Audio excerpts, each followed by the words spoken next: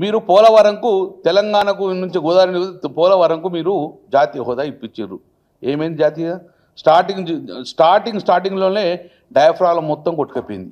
మీరు ఏదైతే జాతీయ హోదా ఇచ్చిండ్రో దానికి పోలవరం డ్యామ్కు ఒక డయాఫ్రామ్ కొట్టుకుపోయింది.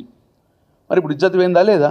మీరు అంటే కాళేశ్వరం జాతీయ ఇస్తే బీజేపీ పరువు పోయేదని, మరి ఇప్పుడు ఎవరు పరువు పోయింది? మీరు జాతీయ హోదా ఇప్పించారు కదా.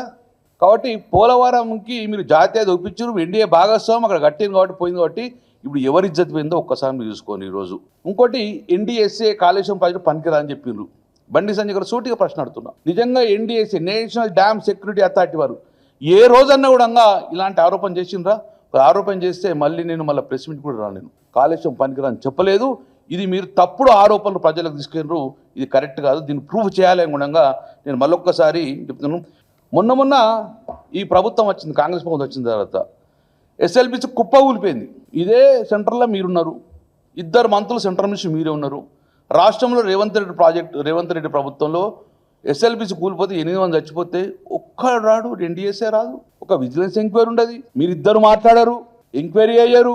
అంటే అది ఆ స్కామ్ ఆ కూలిపోతే దాని మీద ఎంక్వైరీ లేదు, ఏం లేదు, బొచ్చలు గుద్దుకుండా లేదు, ఎన్డీఎస్ఏ రాదు, విజిలెన్స్ రాదు, ఘోష్ కమిటీ లేదు, ఏ కమిటీ లేదు. అంటే మీరిద్దరు కలిసే పని చేస్తున్నట్టుగా ఇక్కడ.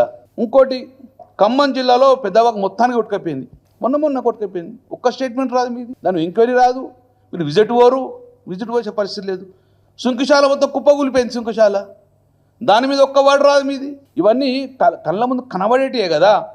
దీనికి ఎన్డీఎస్ఏ ఎప్పుడు రాదు, వాళ్ళకి ఫ్లైట్ టికెట్ దొరకదో, లేకుంటే తెలంగాణ దారి తెలియదు వీళ్ళందరికీ.